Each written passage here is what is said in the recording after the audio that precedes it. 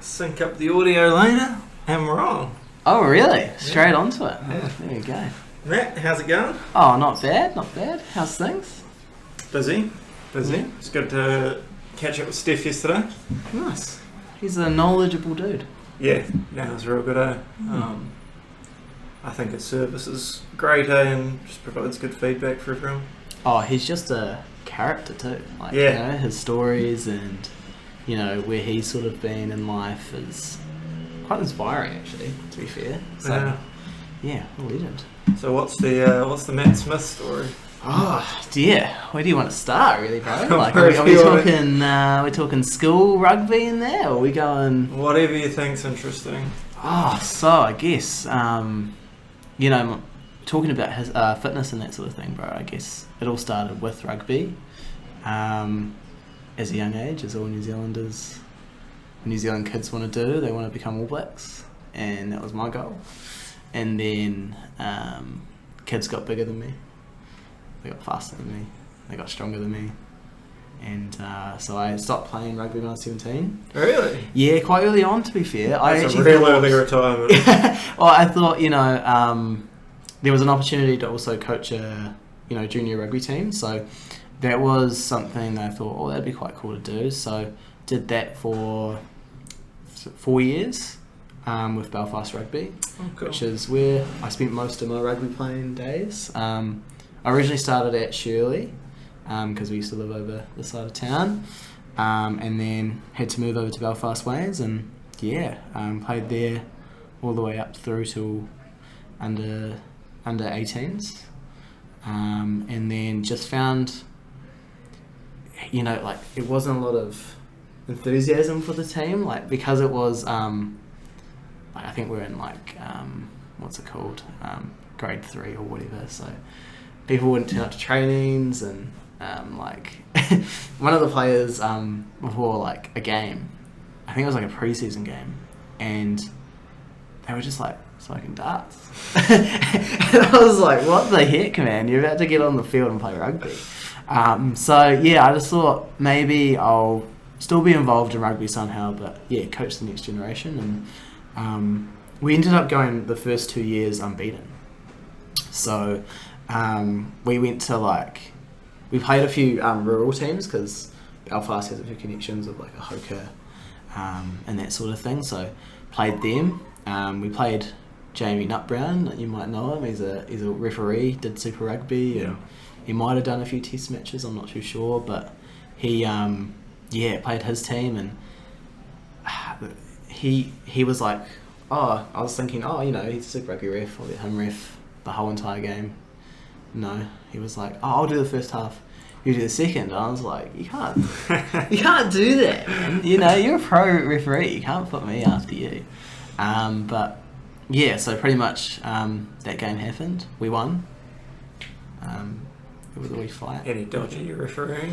Oh, look, you know, you try not to be biased, but it's hard not to be. Especially, you know, like when it was such an intense game, like because I think they had been pretty much unbeaten their whole season too. So we really wanted to win that one, and we ended up winning, which they didn't like, 'cause, you know, proud country boys. But yeah, ended up doing that, and then that season was a really good season. And then towards the last year I coached, which was 2022,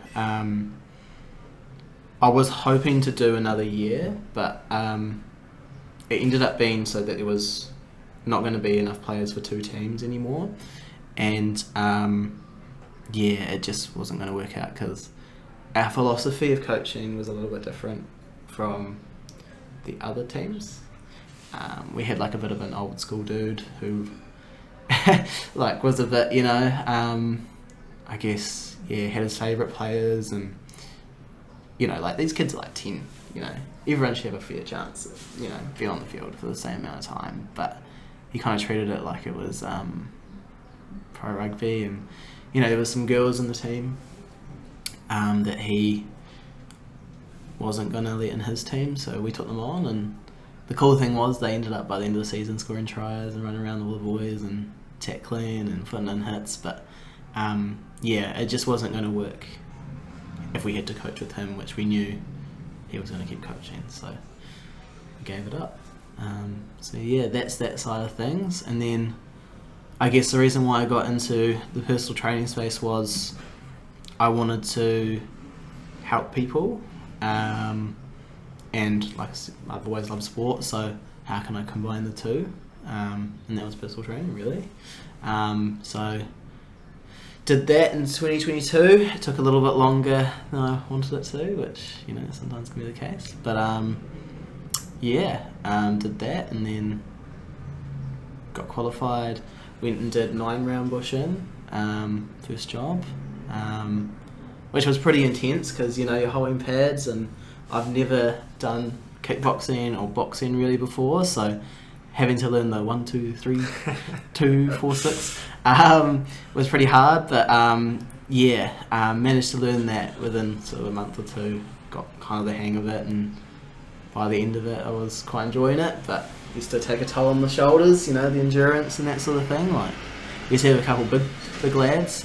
Boyer was like 6'6" or something, and he'd come in and just go bang, bang, and he'd like chase me around the gym pretty much. But yeah, that was quite fun. And then unfortunately, it just wasn't, you know, doing so well.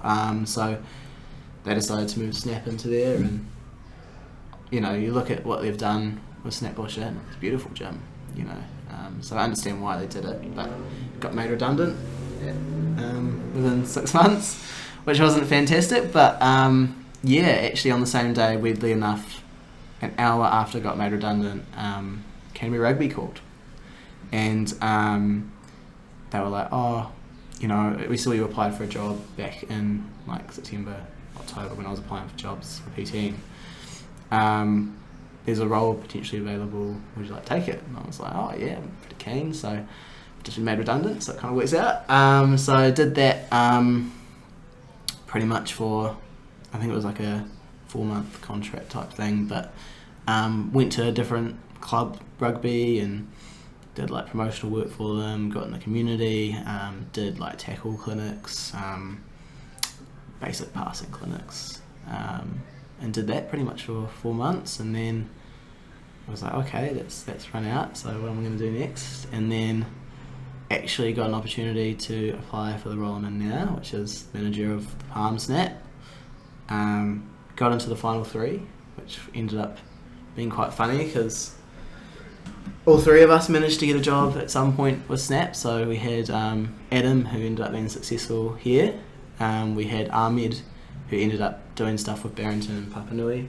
And then after I got rejected, I managed to get a job at Snap Fitness Rolleston when they put an ad up for an assistant manager role. And then went there, learnt the ropes from James, who's now my boss again. And yeah, we just learnt and you know, Rolleston's a pretty hectic environment. It's one of the busiest gyms, Snap gyms in New Zealand, and learnt in that hectic environment. You know, there'd be days where you'd be making like 15 sign-ups, you know, and sometimes it can be in a space of like 3 or 4 hours. So yeah, got the opportunity to learn all that, and the opportunity at the Palms opened up when unfortunately Adam decided to leave and pursue other things. So applied for it and managed to get it, and here we are, really just been doing my thing here now. Nice. So you mentioned obviously the wanting to help people. Is that always something you felt like? Have you always felt you wanted to help people in some area, or where's that sort of stemmed from? I think so. You know, when I first came out of school, I thought I was actually going to do radio and broadcasting. So, and I managed to get into that school, which is quite a hard school to get into. Like, when I applied for it was the year of COVID, so end of 2019. And they take you into this like this room where one plays good cop and one plays bad cop, and I remember they were asking so many like weird questions, like what would you do if you won $1 million, or you know, if you won $1 million, who would you give it to? Would you give it to anyone? Would you keep it yourself? All these questions you wouldn't even think about, you know. and they had to do like an essay as well on like a piece of like an article, almost write like an article and stuff like that. But I managed to get into that, and like the radio for me was also going to help people because, you know, there's a lot of lonely people out there, and especially like older people or yeah, that sort of thing. So people sometimes connect to the radio and they'll listen to it when they feel like they don't have their friends around or whatever. So, and I learned that more when I was there because, you know, you'd hear all these stories about presenters, like, you know, the presenters from ZM would come in and talk about, you know, their life and why they got into it. And they'd talk about all the feedback they get, and yeah, it was quite surreal. Like, you know, something as basic as a radio, it's quite helpful for people. So yeah, the reason why I decided to leave that was obviously because of COVID, and it looked like, you know, internships which you normally would get weren't going to happen. So it was another reason why I decided to go that route. But helping people was key, I think, because it's just a good thing to do. Like, you know, when you help someone in the gym or outside of the gym or whatever it might be, you know, you get really good endorphins afterwards, and they feel good because they've achieved something, or they're in a better place. So yeah, that was kind of my drive to do that. And I quite often wonder if like that want to help people is just so deeply ingrained in humans. Because I don't know, I've always felt the same. I've always felt like I've wanted to help people in some regard, and I was talking to Steph yesterday just saying how I feel like everyone has something to offer, and as society, you know, like if we can share our stories, what we've been through, what we've overcome, the processes we've gone through, like I can teach you something, you can teach me something, and together we grow and just become better, more understanding people. And I think, you know, the world's a better place when everyone does that, you know. And I think, you know, like especially now, there's so many things going on in the world that, you know, just even helping someone achieve a goal can be quite important to someone, you know, especially now. So, I fully think the more we can help each other, the more we can grow, like you said, and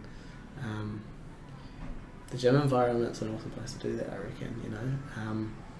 You know, you yourself doing the group fitness classes, you know, we've got a bit of a community going on at the moment, and you know, we talk about really basic things, you know, like, you know, what are you going to have for tea, or you know, what did you have for lunch, or whatever it might be. But always food related. well, especially after a class. But you know what I mean? Like, there's that camaraderie, and you feel a part of something a bit more than just, oh, I'm coming to do the gym. You know, I'm not only just going to the gym. I'm coming to see the people in the gym. You know, I'm here to see Michelle. I'm here to see the group fitness instructors. So I think that it can be a massive, important part of people's lives, and you know, I feel like once people are connected, you know, it's much easier to stay to a routine as well. You know, it just becomes second nature. Okay, 6 o'clock Wednesday, here we go, group fitness class, let's do it. And it just becomes part of your life, you know, rather than, gotta go to the gym, gotta go lift weights. It's, get to go to the gym, get to see these people, get to hang out, get to get fit, you know. So yeah, and I mean that's huge. Like, I hadn't done any of these group fitness classes till 6 weeks ago. We've got you hooked, mate. And it has become part of my routine, you know, like on a Monday at 6 o'clock on Wednesday, and it's something I look forward to. It's things that I would never do by myself, different movements, and then there's that social aspect of it. And I said to Steph, I said to Gemma yesterday, I said I was so close not to coming to class, but then I was like, but even though I'm tired, like I'll miss out on the social aspect. So and I think, you know, we're in that building phase where it will get bigger. I think you know, I think more and more people will start to get more nosy about it. And I think when we do another challenge, which we've just come out of the back of, more people will do that challenge as well, I think. Because you'll have advocates for it. Whereas, when you start something new, everyone's kind of like, oh, what's this about? What do you mean 6-week challenge? It's just one of those gimmick things. But I think that's been my biggest, I think the biggest success of it has been that community thing. And, you got that community outer as well. It's not just within the club. It's, Barrington Snap, it's Papanui Snap, we're all mingling with each other. We've got a group fitness page, which I know it's kind of died down now, but I hope it, can continue in some sort of way where, people can keep putting up their stories about their successes in the gym or life updates, there's people getting engaged and all this sort of stuff, and it was just so awesome to see it, people felt a part of something, and like I said, I think people achieve more when they're part of something, it's a bit like a team sport, you're part of it, you're there to win something. Yeah, and it has been great, because I think I've always struggled to find like a community that I really relate to, and like I've always loved health and fitness, but I've never really had friends in a similar circle who are like really passionate about it, and just meeting everyone throughout the challenge and the group classes. Like I don't think without the group classes, I don't think I'd be doing this podcast today. Like genuinely, because like just the positivity spread through it. Like meeting, like having like one or two really good trainers who have that top energy. It's so contagious, and it just spreads. And I said to Steph yesterday as well, just like like one or two small words of encouragement or anything like that, just it goes so far. And you never really know how your words carry with other people. Exactly, as simple as, wow, you look really good today, wow, even little things as well, like, I noticed that Gemma was like, Michelle's had done her hair, and straight away she was, oh my goodness, your hair looks so good, Michelle, like, little things like that can actually go a long way for a lot of people, and, a lot of people don't get that a lot either, they don't get complimented, or they don't get, said nice things to them, so those little things that work, and those group fitness instructors we've got are bloody brilliant, they're high energy, they love what they're doing as well, I think is important, and that is infectious, like you say, when they're enjoying it, you enjoy it, and, you have Gemma and Molly running around with you, which is crazy to think about, running up and down the stairs, just that little extra bit of motivation, I think is fantastic. So, I think it's been a massive success, and something that should hopefully continue for a long time.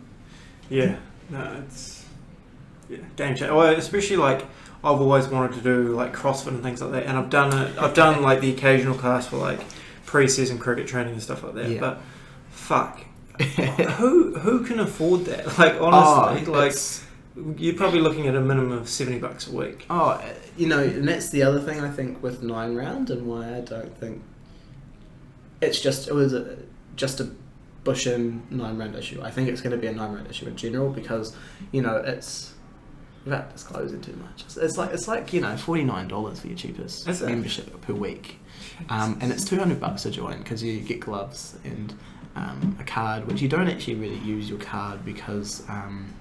It's not 24/7, is it? Yeah. So I think if they, and I'm a positive thinking person. We did a leadership test with a lot of the Snap managers, and my top 5 were things like being futuristic, positive, a developer, and it all came out of this relationship building thing. But I look at 9 Round, I think it could still actually do well if they open it up to 24/7, even if you didn't have a trainer there all the time. Of course you can't have a trainer there all the time, but even if you kept the workout on the board, people could go and do it in their own time, or chuck some treadmills and some free weights, or a couple of machines in that room, and make it accessible 24/7. I think it would stay alive. Because I don't really know what the premise of 9 Round is. So say I'm going to 9 Round for the first time, what am I walking into? you're walking. So the good thing about 9 Round is because you do see the same people every day most of the time. Is this that community thing? So the community thing of 9 Round was absolutely amazing. Like the best thing I've ever seen. And you'd have get-togethers and do's and all that sort of thing, and everyone would always turn up. There was people going, and all that sort of thing. So you did come into a community, but that was also quite scary because, they were very, welcoming. But at first you're like, oh, jeepers, there's a guy going absolutely ham on that Boxing Day over there, I'm not messing with him. And it is also a mix of abilities too, which is interesting, which I thought was cool. You had people that were just doing it for fitness. You had some people that were doing it because they did Muay Thai and kickboxing and all that sort of thing back in the day, and they're just doing it for a bit of fun. There was all sorts of reasons why people were there, but it was intimidating to start with, especially because, I got to the pad work part and, like myself, I had to learn the moves. They have to learn the moves. They have to learn what a 1 is, what a 2 is, or what an uppercut is, or a side blow, or whatever, So it is intimidating a little bit, and you try and be, make it as friendly as possible, but ultimately the other thing I think about, people joining the gym and that sort of thing, I think they need to be able to see success before they join up to something like that too, Do they really see themselves succeeding there, or is it going to be something they do for two days and give up, So is it a group class environment? Like, is it like essentially at 9 a.m. we're doing no. So essentially 9 rounds? It's an open-ended. Hello. We can pause. Yeah, we can pause just for a second. You should get Matt on here too. He's been along to me, but Oh, has he? yeah, I reckon he'd have some stories, eh? Anyway, yeah, where were we? 9 Round. Oh yeah. So classes, yeah. So it's like an open-ended thing where you just turn up. So, but people would usually have routine with it. So there was a time slot in the morning that they used to go from 6 a.m. to 1 p.m. So anyone could come in at that time and do their 9 Round workout. So what would normally happen is at 6 a.m. I'd open the door and about 5 or 6 or 7 people would come in, and it'd be the same people every morning. And we'd take them through the session. So for them it was kind of like a group fitness class because they all started at the same time. And they're all doing the same exercises at different stages, obviously. So because there's 9 rounds, what you do is you go, okay, Sally, you're going to start on round 9. Jeff, you're going to start on round 1, and just split off like that. And they'll just go around until they've got back to their original round. But yeah, no, it's open-ended and you can come in whenever. But you would normally get people that would come at the same time, and it'd almost become a group fitness environment. But the hard thing was when it was busy was you'd try and get everyone equal time with you, which was hard to divvy up because it is a 30-minute session. So roughly I'd try and give, if there was 9 people, I'd try and give them 2 minutes each. And is there a trainer in there the whole time? There is. So you're on the pads the whole time? Essentially, yeah. So in the morning they used to only have 1 person on. In the evening they usually would have 2 people on. Like you'd be cooked by the end of the session. Oh, you'd sweat. You'd come out really sweaty. Yeah. And how many sessions are you on the pads a day? Oh, it depends on how many people that come in. Oh, so if you had a really packed day, you could get. Well, usually you do shifts, so I'd only normally be there from 6 to 1 sometimes, right? So during that time, I could be doing up to 25 to 30 people potentially, but that would be a really busy day and a really weird day, because most of the time, mate, you get your morning crew, and then there was a lot of the time where I'd be there till 10:30 or 10 o'clock. No one else would come, and I'd just be sitting on my phone. And like, oh, okay, this is cool, it's chill. I try and get myself busy. Like I try and wash the windows or, tidy up and make sure things are clean. But after 15 minutes, that was, fine. So, yeah. But so like I said, I think if they made it 24/7, to a capacity, they could potentially say that. But yeah, that's why I think that's the same for F45 too. I think that's why they're starting to slow down a lot. Yeah, I'm not too. I think the one place that is doing well though is BFT, which is that product. Same sort of vibe. I can't remember what their point of difference is, but I think they do all sorts of things. I think they do like boxing and I squats. had a friend who was doing. I think she was doing F45. Yeah. And then moved to BFT and found that a lot better. I think a couple of those F45 places shut down, didn't they?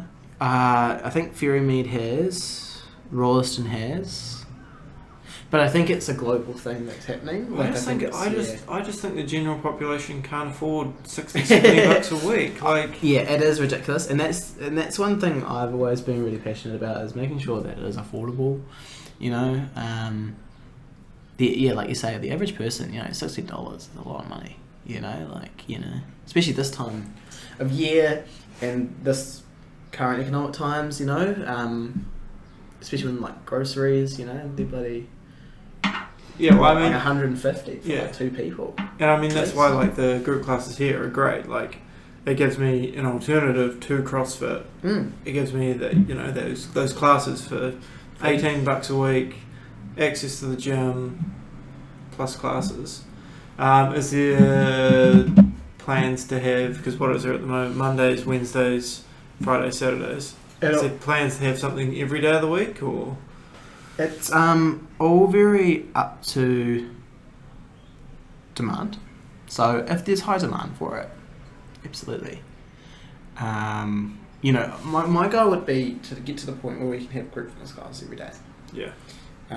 Maybe even on a Sunday, like a Sunday morning class or something.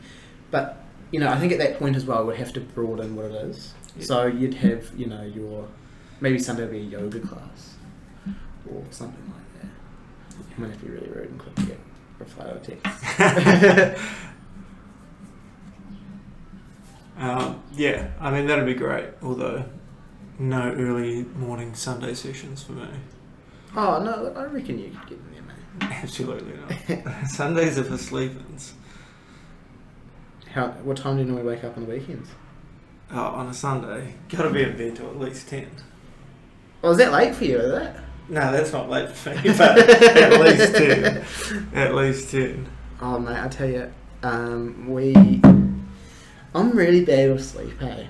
That's the one thing with this industry thing, you know, that's really important actually, but I'm a night owl. So. I can't not go to sleep until like 12, at least. Oh, 12's early. Yeah. Yeah, you know, like, and I think, you know, when you're a night owl, that's your best time of thinking, is in that sort of 10 o'clock to sort of 2 a.m. window. I do lots of like research on things during that time. I'll watch YouTube videos and get a call down. Yeah, okay. We can hold fire. Sorry. Hello, Matt from Snapfit's Farms. Alright, we're back after Matt's rudely interrupted us twice. Sorry, guys. Business is crazy. I don't remember what we're talking about. F45s and their lifespan. But there's some changes coming around here. Yeah, so, you know, like, I can't give too much away, but, you know, things should hopefully get pretty exciting very soon. I've had word that, like, our recovery towers, which will have, like, massage guns and, like, these massaging foam rollers and things, should arrive this side of Christmas. Cool. So I'll be installing that somewhere in the gym before we go on break, and then coming up in January sort of time, hopefully we'll get like some small pieces of equipment arriving, so like kettlebells, new mats, new foam rollers, that sort of thing, and then in February we should hopefully get the go ahead to install new like plates, new dumbbells, new barbells, that sort of thing. And then, yeah, man, hopefully before June we'll have like new equipment in terms of machines and cables and all that good stuff. Cool.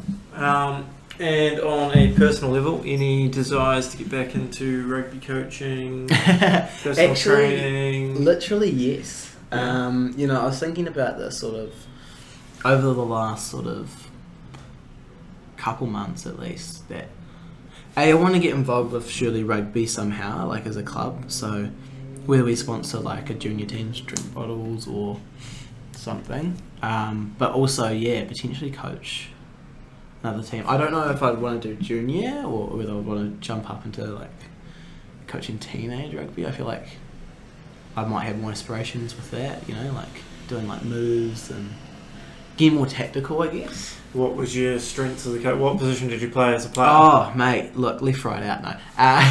Kind of. So I started off in the centres. So I used to be second five, centre, that sort of position. And made it to like reps. They used to call it zones or whatever. So you'd have like north, east, west and south, I think, zones. So made it to the north zones for that for a few times. And then went and played, because what happened is they conjoined Merville Pack rugby team with Belfast, because both clubs didn't have enough numbers, so they did like this pact with them. But the weird thing was Paparu High School, because we're not a big rugby school, but it was really cool because for the first time in about 10 years, or I think it was 10 or 8 years or something, we finally had like a first 15 team, and I got to play in that. So in those days I played on the wing most of the time, wing or fullback. Best positions. Well, I like the wing because, I used to score a few tries here and there. Wing's great if you're on a good team. If you're on a shit team, you're never touching the ball. Or I think also if, and this is going to sound really bad, but if your players inside you also trust you a little bit. Like if they give it to Matt, he's going to score a try in the corner. They give it more to you. Which luckily, because my first couple of games I was, I got a couple like hat tricks and stuff like that. So they kind of trusted me to score tries for them. So they didn't really have that bull hog mentality really. More, not as much anyway. Fullback's an interesting position though. Just catch and run straight. I had a love-hate with it because no one really actually taught me how to do it. No, neither. So it was kind of like, okay. So starting off, I remember my first game playing fullback. It was like a really close game. I think it was like an even score. And it was in the last sort of 15 minutes of the second half. And someone kicked it through. And I was like, shit, okay, now I've actually got to zoom back. Because I was kind of up in the line because it was like defence and that. I had to like sprint back, and the guy caught it. I was like, no, and he was like a really big, fast dude. So I was like, oh, okay. So luckily I managed to like get him almost as he caught the ball when he was about to run away. Got him, and then from like behind, and then managed to like get him out. And then from that point onwards, everyone trusted me at fullback. But then like I would have games where I would just, because I was so used to playing in centres a lot as well, I would just come up too much and leave that space in behind. And it was hard mentally to do that. And there's also a lot of game control you got to do. Like, we used to do this thing called wings on strings. And the fullback would do this almost octopusy weird thing with tentacles. So the fullback would be in the middle. If the ball was on this side, and it was defence, the swinger would come up, the fullback would go here, and the swinger would come back a little bit. And then as the ball went along, would do this. That makes sense. And so, as a winger, it's easy. You just wait for the call, or you just watch what's going on. But at fullback, you've got to direct this, and you've got to be in the right position too, which is hard because you've got all this open space. You could be anywhere in that open space, really. So, yeah, getting my head around that sort of thing was quite hard. So, eventually, I kind of went, I'd much rather, if I can, play wing or centres or whatever. Not saying that centres is easy though either. Like lots of defensive reads, you know. That's why I like Team 5 because you know, centre it's more you gotta like follow, whereas second five is like rush defence. So yeah, centre was really tough too, but preferred it. But then, like I said, I was small, so yeah. And in the centres they like to. What I thought put Marnonu out there really. He's like really big dudes, and I was like, damn, alright, I'm gonna get bold, and I managed to still tackle them, but I never any kind of sport, never good defensively. I just want to attack. In cricket, hitting the ball over the top, rugby, running the ball straight, but tackling. So you were interested in it. Run up the guts. Yeah, of the up guy. the guts. Yeah, I'd run it up the guts, the biggest guy happily, but you have the smallest guy running it, and I'm like, mate, you should have off been you in. go. You should have been in the centres doing crash balls. Although we used to sometimes do the old like you'd skip the centres and go straight to the fullback on a line. Oh yeah. And then that sometimes then you'd have to do like a bit of a crash ball. Or the winger, what we'd do sometimes is you'd have the scrum, and then you'd have obviously the halfback in the first five, and then what you'd do is the old inside ball. So the winger would be here, and you'd go zoom it. I used to love doing it, zoom it. And then sometimes, if you're lucky, it was this little hole, and you'd go straight through, and then you'd usually get knocked out or something. Yeah, see, I never learnt anything tactically in rugby. Like, growing up, I was always in number 8. I'd just literally pick the ball up off the back of the scrum and run. And then my last year of high school, I played some second 15 rugby, and they were like, oh yeah, started on the wing. Cool. And then just socially on the wing and fullback after then. And then my last season was 3 years ago for New Brighton Div 2. Oh, yeah. On the wing and a bit of fullback, but never had any training tactically position. It's interesting, eh? Like, the one thing I used to love doing, I could do it more in the centres, was the old intercept, mate. Yeah. Oh, Yeah. I used to, Love. like, sometimes it would backfire massively. And I'd be all the way up there and they'd be like, what are you doing, you idiot? Sorry, boys. But sometimes, you know, it would pay off. Like, it would happen. And, like, they were just the best tries ever. Yeah. Because you just got... yeah, and I remember this one game. I must have been, like, 13... yeah, it would have been about 13. I might have been, like, year 9. Maybe year 10, year 9, probably. No, I was still playing for Belfast. I think it was my last year at Belfast.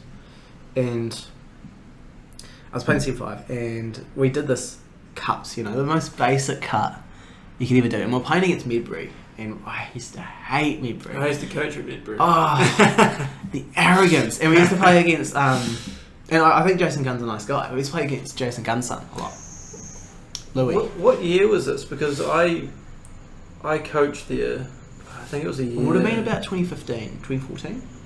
Yeah, that's when I would have been there.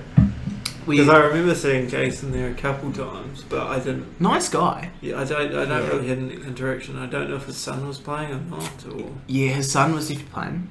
And he used to be halfback, I think. But anyway, it's a fun point. So we're playing his team, and anyway, so we did this cut, and I was like, oh yeah, we'll do a cut. It was halfway. It was like a really wet, kind of overcast, drizzly day, and it was real muddy. It was like one of the first games of the season, I think. And I just remember we did this cut, and I've never run a cut so perfectly. It was like literally a hot knife through butter. Cut straight through the hole, around the wing, like around the winger, all the way into the corner. And I was like, that was a dream. Like, I could have ended my season then, mate. I was chuffed, smiling from ear to ear. Unfortunately, we lost the game, which I hated because it was Medbury. But yeah, no, that was... You gotta love those just perfect moments in sport, look, where you're like, get that filmed, mate. I'll live in that moment forever. honestly, seriously, I think about that. I'm like, that was awesome. And then, you know, you do a cut and you just get smashed. So it was really weird, eh? But when it works, and it's magical, eh? And that's why I guess if I was to go back to coaching, it would be... I don't know, maybe it wouldn't be... like a head coach or an assistant coach role. It might be like a tactics or backs coach or something like that, where we could get really involved and do some sort of planning that sort of thing. 'Cause I look at Tony Brown, what he sort of does down the Highlanders. Well, he was at the Highlanders.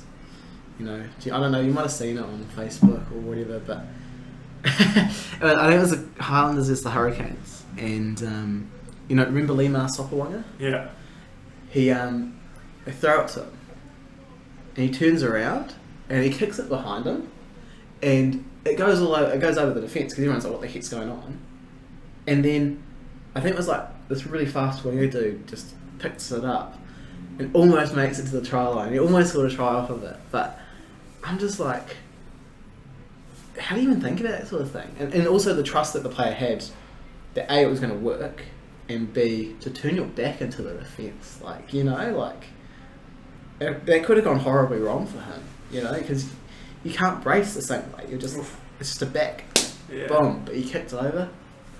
And it was just seeing things like that, I was like, yeah, no, that's the most interesting part of rugby, because at the end of the day, you're always going to have big guys, you're always going to have small guys, and you're always going to have defensive lines, right? But it's about how you break it down. You know, are you going to go Springbok way, bash through it, or are you going to be smart, tactical, sneaky, try something that someone else might have thought of, but not actually done? Well, I just love innovation in any sense, whether that's in sport, training, business, whatever it is. Just, you know, being bold enough to innovate, try something new, knowing that there's the potential for failure, but the what if this works?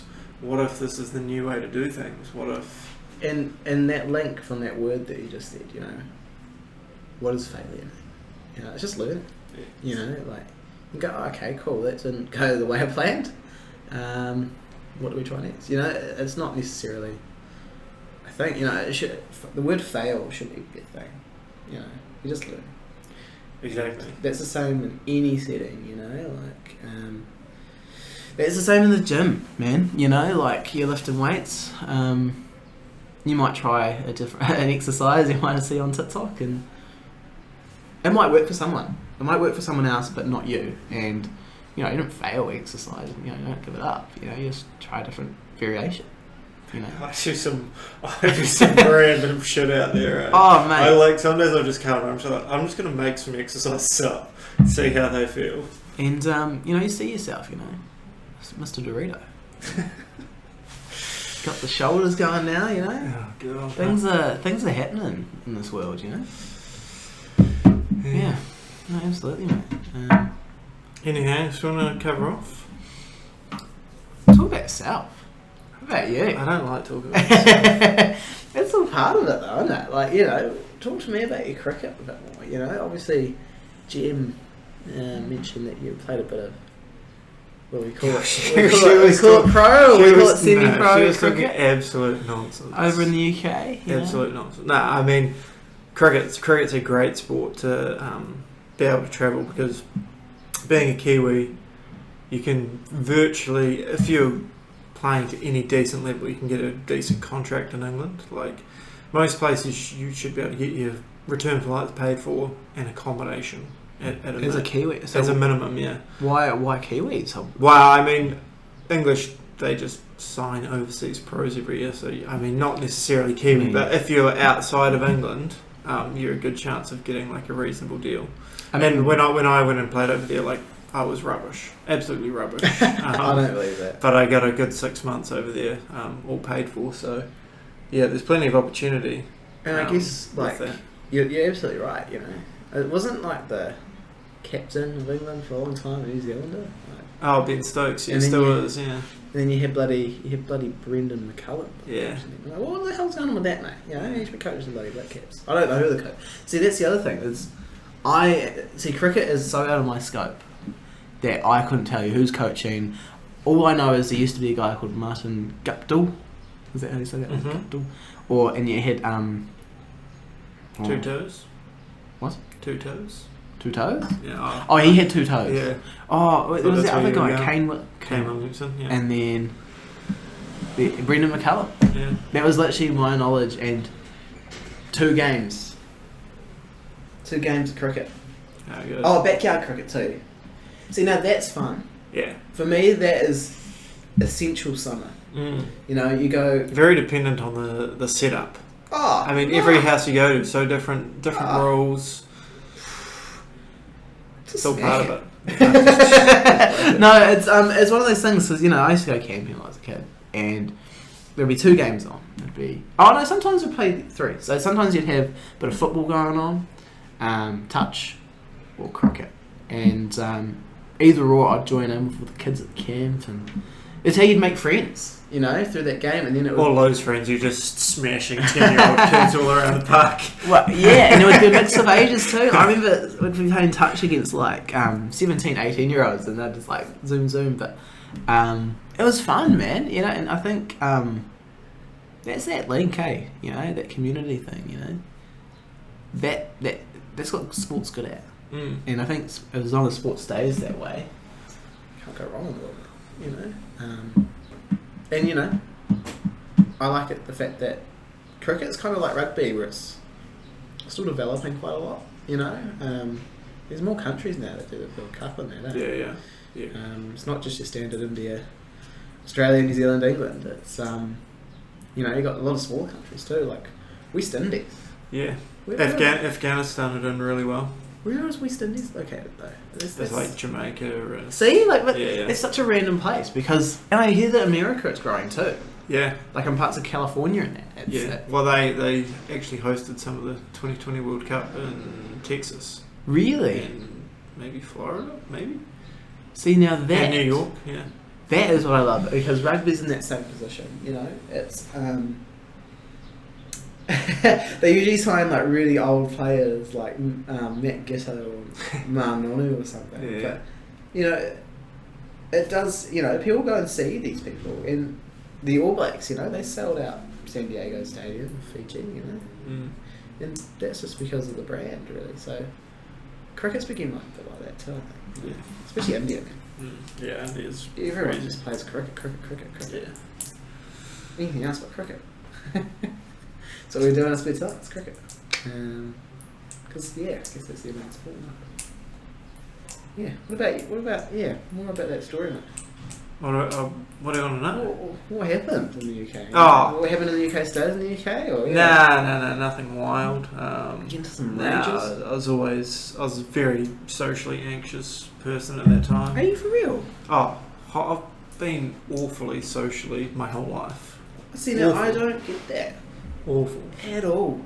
Till maybe the last year or 2. Really? Yeah. And that's why I want to do like podcasts and stuff like that, is someone who's come from being really shit at communication and socially awkward, had struggles in multiple areas of my life, is to show, I don't know, like get other people's stories, see where they've come from, and just knowing that, you know, as long as you keep growing and developing as a person, you know, life's always going to get better. And I think you're doing it, mate. Like, you know, bloody hell, I wouldn't have known that you were... Oh, you know terrible, what I mean? Like, terrible. You're a yapper. You know, you're on my level now. That's kind of similar, or not similar to me. Like, I've always sort of been outgoing, but I also do like my time alone too. I'm like a really weird mix. Like, if I'm having a shock of a day, you know, I'll come home and I'll just want to headphones on, watch some YouTube and do my own thing, you know. Which is, like completely opposite to what I might be at work. You know, at work I'm always, well, I guess I'm kind of always going to be chatty. But yeah, when I'm like really in a good mood or anything, I just, get really bad. I just chat the whole bloody time. My work gets done, ever. I don't know how I'm still employed, to be fair. It's just, but I think that's what a manager's job should be in a gym, to be fair. 100%. I think it should be, you know, I think they're going to put it more towards that way. It should be literally connecting with your gym people, because at the end of the day, the gym's not going to be there if they're not there. You know, like, and so that's why I do try and learn things about people as well. There's a lot of stuff up here, you know. And people open up quite easily in the gym too, which is interesting. Yeah. Like about things you wouldn't even think about. It's like, wow. thank you for sharing that to me. Like I now know,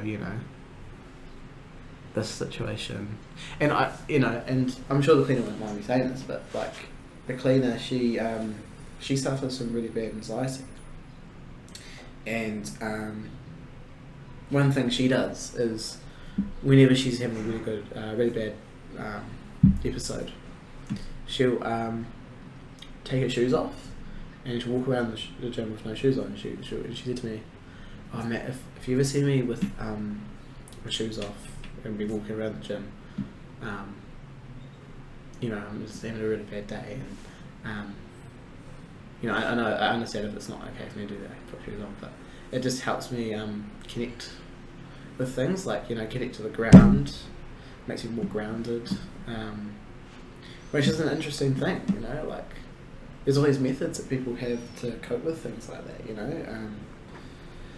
mine's laughing, I'll just find something funny and laugh until I stop, until I cry. Pretty much. But that's my way. But for her, it's making sure she feels grounded.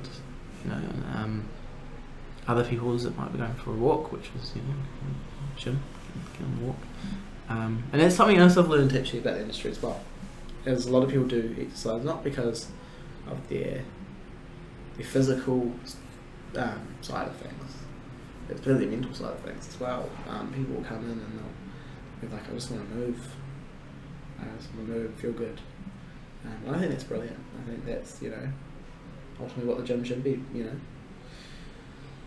Well, I mean, it's hugely important for mental health. Massive.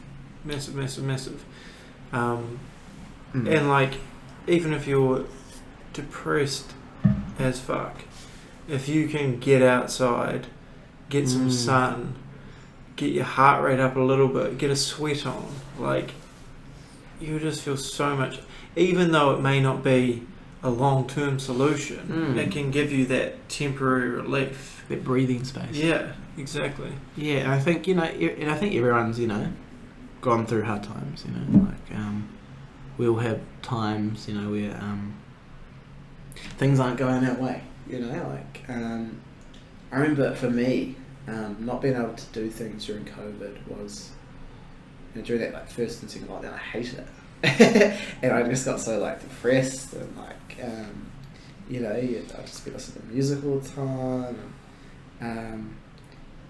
But what I would do is I'd go for a walk around the block, and it's still, it was like you said, temporary, but man, it felt good afterwards. I felt like, I actually did something today.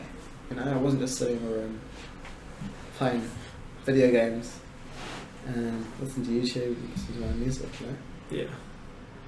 Well, I would be hugely surprised if the majority of the country haven't had some form of depression, lack of purpose, lack of self-worth, lack of self-belief, like, that is just a human thing. We're always going to have hard times. Yeah. The key thing is just to never lose that hope that things will get better. And New Zealand, it's for such a, I guess, a lucky country, in terms of our environment and what we can sort of do in our country. It's so bad. You look at the statistics, it's awful.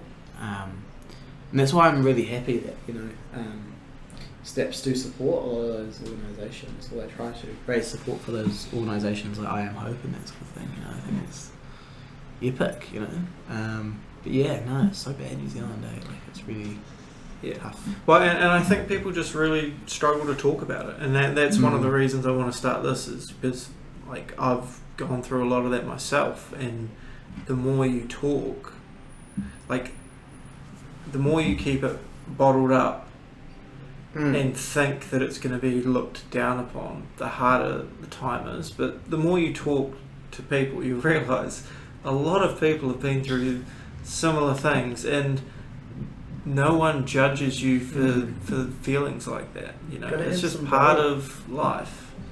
And I'm a huge believer in, like, if you're depressed, there's some kind of unmet need within your life. I'm a big believer in there's always a reason for it.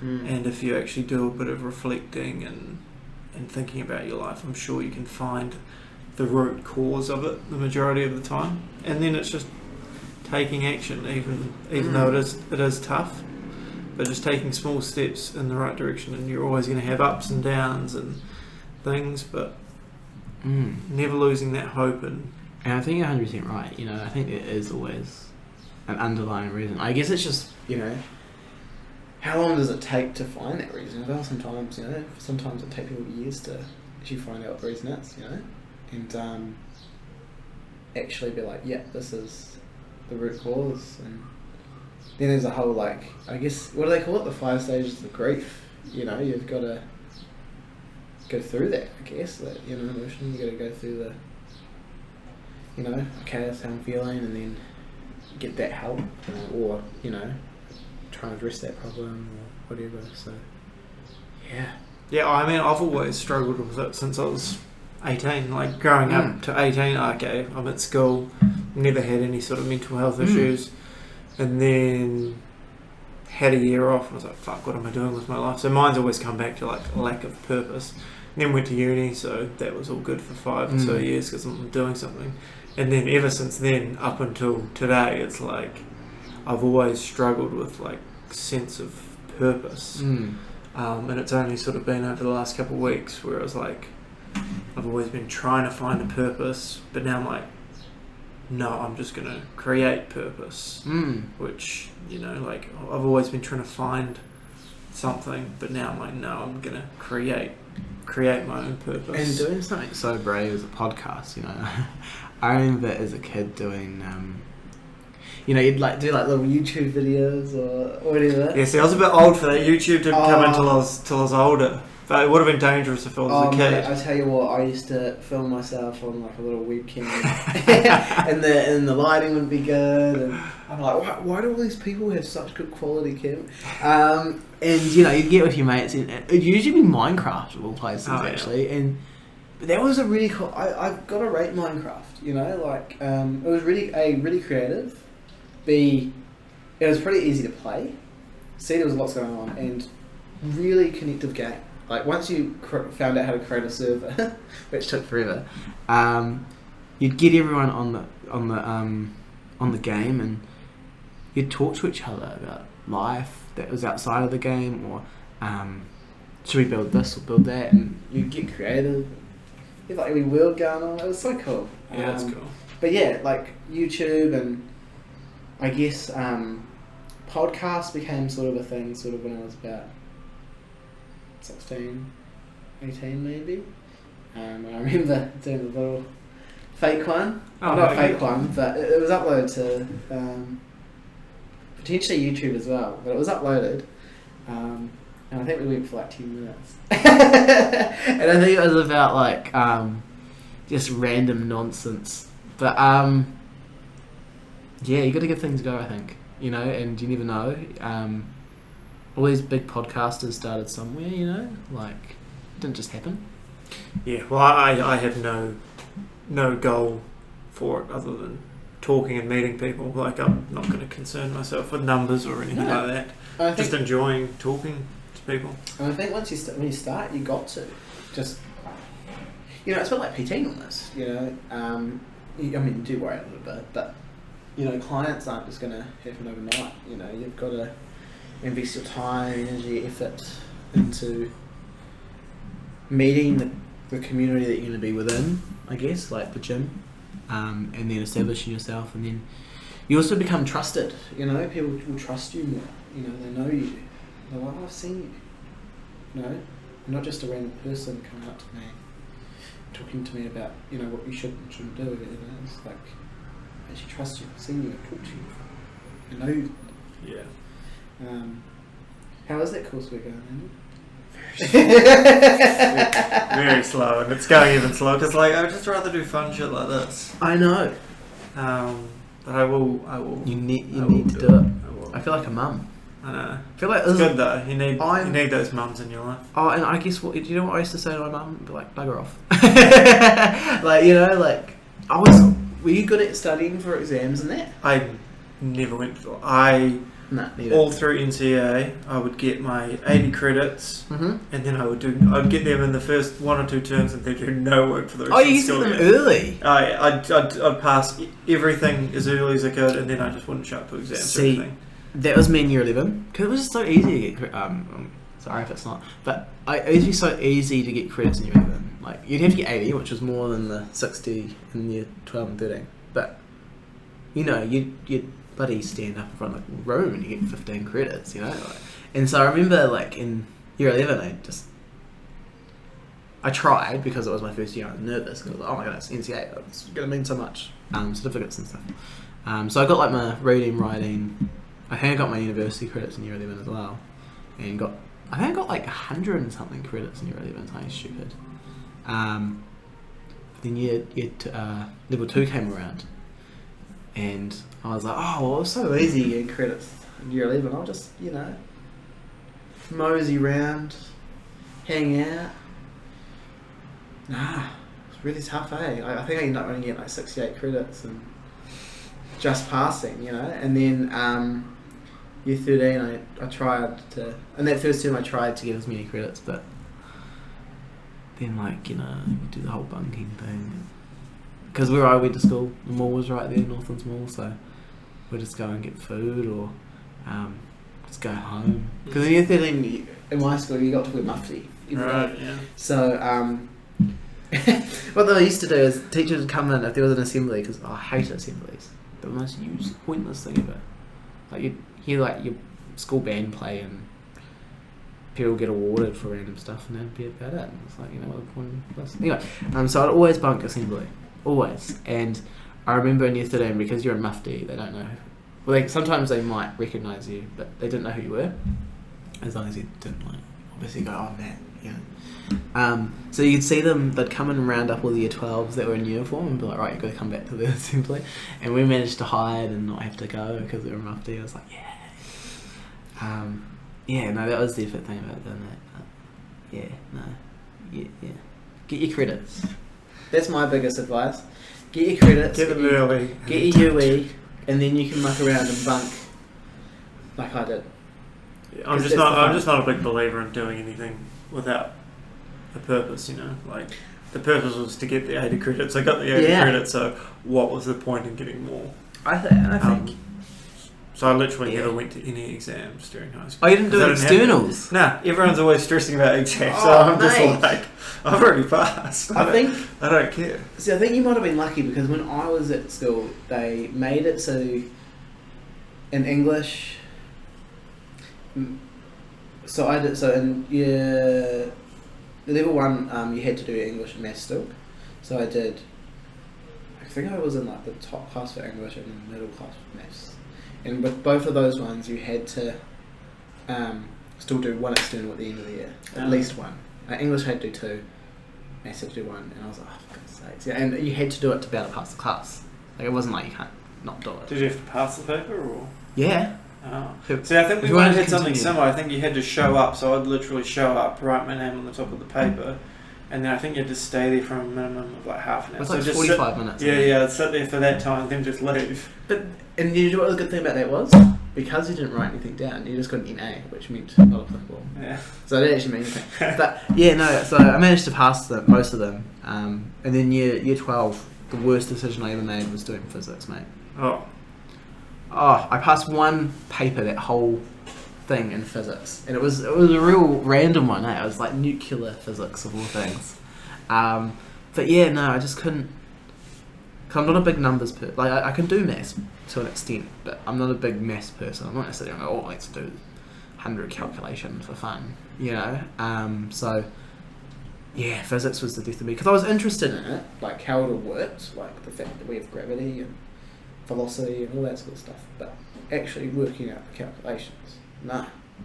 There's a whole bloody textbook of it too. Like, and for most of the time you'd be in this book doing these equations. I was like, what the heck, man? Let's blow something up. You know, let's drop something off the roof. You know, like, let's do talk, you know? So, yeah, no. Yeah, it's probably advice to physics. It's hard. Good advice. Yeah. I think I've dribbled on. Yeah, I should probably go coaching actually. What's the time?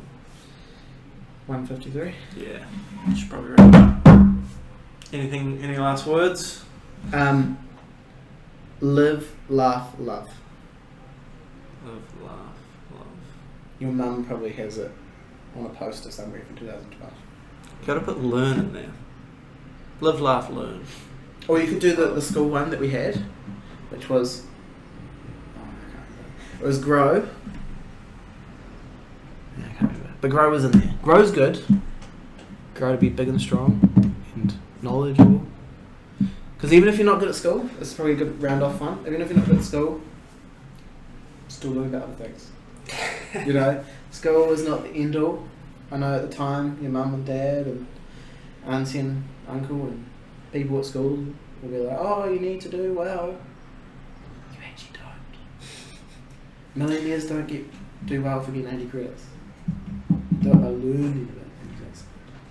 I'm not a millionaire, so I don't expect money. Yeah, you go. Anyway, thank you, Matt. Appreciate it. Anytime, mate. Hopefully I get Letitia on if she stops making excuses, cutting her hand on purpose. Oh, mate, you know, she's just diabolical, mate. Getting headaches. I tell you what, though, she'll have an interesting story to tell. I'm boring. I look forward to it. No, thank you, mate. Bloody good. Oh, and That was fun. And it was